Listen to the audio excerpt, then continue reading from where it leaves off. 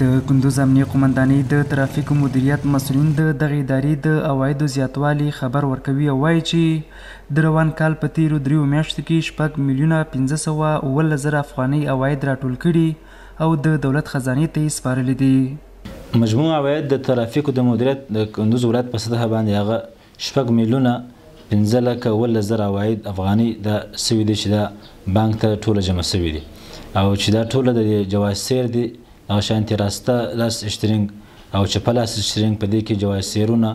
او جواز رانندګي جدید تجدید ټول پکې شامل دي. خو د کندوز ښار اوسیدونکي د ترافیکو د عوایدو زیاتوالي هرکلی کوي او وایي چې دوی په دې ولایت کې د ډیری دولتي ادارو د عوایدو د زیاتوالي شاهدان دي. بسیار احساس خوشی میکنیم که عواید پول پیسه که جمع آوری میشه به خاطر اسنادهای موتر و چیزا دیگه خوش میشیم که در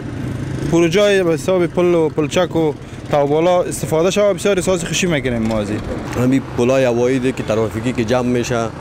همین دولتی چیزای ما که جمع میکنه ما از این بسیار خوشحال هستیم که چون همین پیسه را کلشان جمع بکنه با آبادی کشور به یک جای را یک برای مردم جور بکنه همین پیسه به جای مناسب به جای خوب بره بهتر است.